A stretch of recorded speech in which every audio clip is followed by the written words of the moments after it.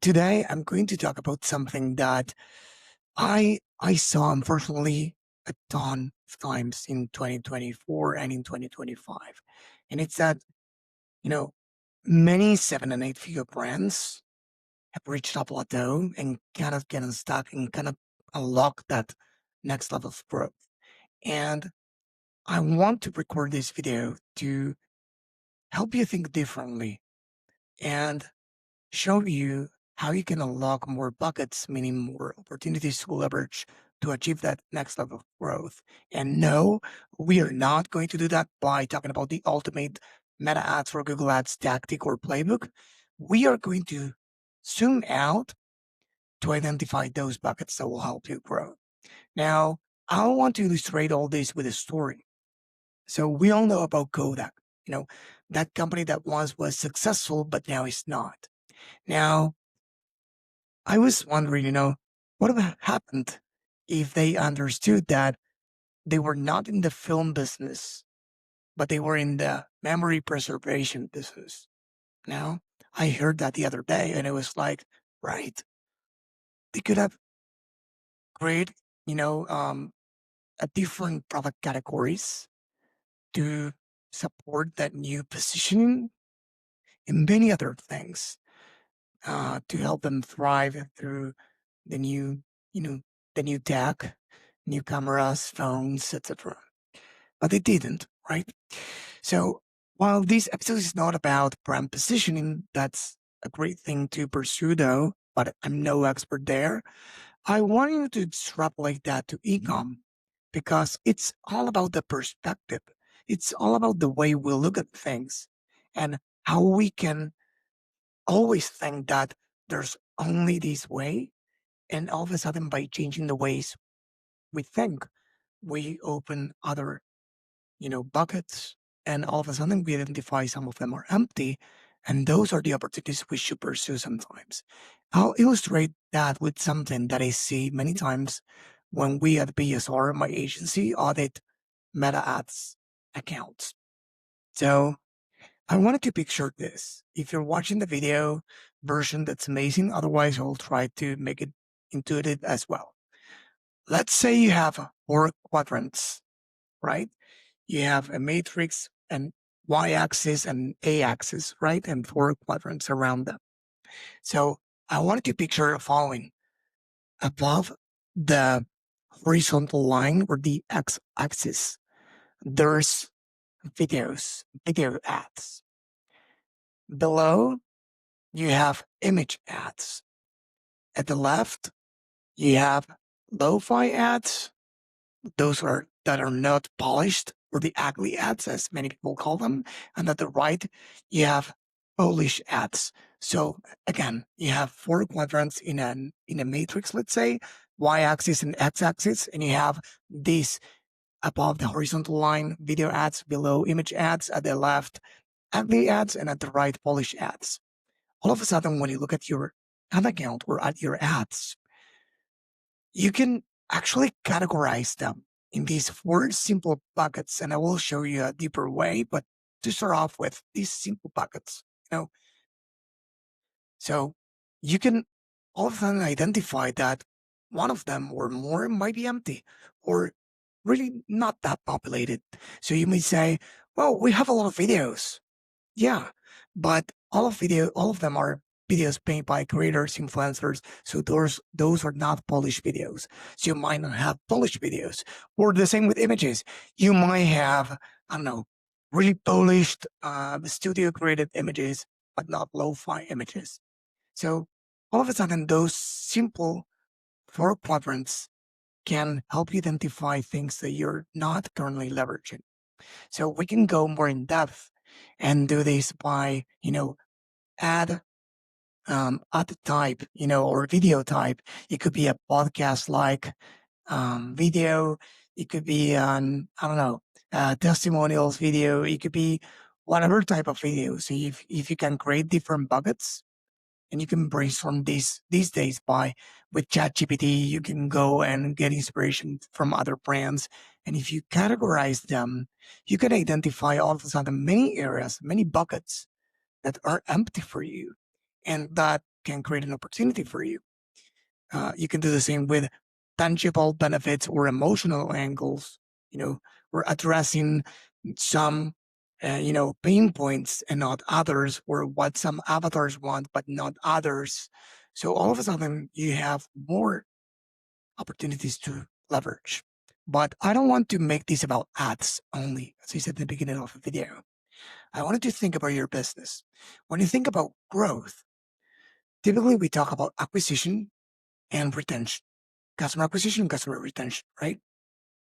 So whenever we say we have a customer acquisition problem, what do we all think about right now? Really fast, tell me. Meta ads don't work. We cannot scale meta ads. Meta ads, the ROAS is low. Like, if you were not thinking about that, that's okay. Good for you. You might be in a better spot. But if you were thinking about that, don't feel bad. Almost everyone think about that, right? The thing is that when we think we found the problem, we want to come up with a solution. We spend time, money, resources, and we implement that solution only to find that it doesn't make things better. Why? Because that wasn't the problem in the first place. So you're trying to fix the problem that wasn't actually the problem, the root cause. And that ends up, one, not fixing it, and two, you might break more things along the way. So growth is one of them, money, reputation, or many other things. So what we want right now is to zoom out. Imagine that you are looking at your business from the sky. And when we say acquisition, we don't picture meta ads. I want to propose 3 layers. The first one is, customer acquisition or prospects, those who are not your customers yet. The second layer is goals that we have there. What goals do we have when we talk about customer acquisition, right? I don't know, we might want to help them build awareness and trust around the benefits of your products. You might want to educate your customers about, I don't know, how to use them, or if you sell beauty products, the night routine, the daily routine, to nurture them. You might want to think of different offers, like to lower the barrier, like 0 to 1 offers. So it's not only about ads, it's about goals that you have, like a few goals, not one and not many, like up to 3, I would say. And then in the third layer, the first one again is the title, customer acquisition. The second is the goals. And the third, it could be the high level actions that you can take, not the specifics like a new meta ad campaign. No, it's the high level actions to help you achieve those goals. So it could be, in this case, of course, to implement paid ads or organic. It could be as well, organic content, long form and short form, to educate these customers and talk about the night routine, the blah, blah, blah. It could be, of course, it could be paid ads. It could be offer re-engineering, re-engineering the offer, right? Rethinking about redefining the current offer to make it more attractive, more appealing to new customers, or to create something that is 0 to 1. It could be lead magnets. It could be different thing. But right now, you're thinking about way more things that you were thinking before when you thought about acquisition. Now, if we talk about retention, sorry, not retention, let's talk about customers.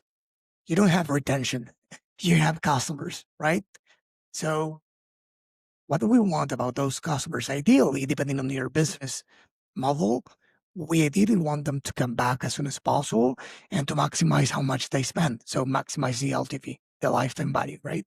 So whenever we have customers as the second bucket, we want to think about, again, 2 to 3 goals for those customers. It could be to, I don't know, to shorten the window between the first and second purchase. It could be to promote these, I don't know, new hero products that you have, or to, I don't know, reinforce habit building and consistent product usage. Like if you have a replenishable product, you want to activate your customers not only educate them, you want to activate them so they can buy and not cancel your subscription if you have one. You want to, I don't know, introduce a subscription if you have one as well. So those could be goals. And then you have actions, right? You could have, I don't know, ways to make those goals happen, have loyalty programs in place. You can have subscription education flows or email campaigns or email strategy. You can have, you know, um, more, I don't know, landing pages to talk about different stuff. I'm making it up on the fly, but you can think about buckets. So the goal is not to have all the answers right now. The goal is to open the door to create more buckets. So when you think about customers, not retention, customers, you can put together 3 goals, and for those goals to create high level actions. Now, if you have subscribers, or people on a subscription, you can have another bucket for customers with a subscription, right? Or subscribers, right? You can have a goals, you want to reinforce the long-term value of being on a subscription. You can increase retention through engagement rewards. You can turn subscribers into advocates and affiliates if you want that too. If you don't have a subscription program, you might want to have them being affiliates as well. So again, you do the same exercise for subscribers, and now you can have another bucket if you want, which is affiliates, right? For affiliates, you can have again 3 goals, and you can have high level actions for those people. So all of a sudden, you think about growth. And again, if you have, this is DTC, but if you have licensing or business partnerships or whatever, you can add more buckets. So all of a sudden, growth is not limited to, or customer acquisition is not limited to Meta or paid ads. It could be brand partnerships. It could be events. It could be licensing. It could be wholesale. It could be marketplaces. It could be whatever, right? So it's not that you don't know about those things already. It's about the system that has a certain order that will help you identify empty buckets. And sorry, I repeat this like a broken record, but that's the biggest thing about this video is identifying empty buckets that will help you actually map out those opportunities. So like there are many more things that you could do, but if you start there, trust me, you will start to win. You will start to, I'm not saying unlock the next level of growth by all means, but at least you will start to, 1, think about growth differently.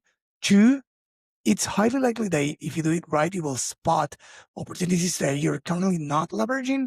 And of course, it's highly likely that those opportunities bring in more revenue, and not only one time, but recurring revenue. Why not?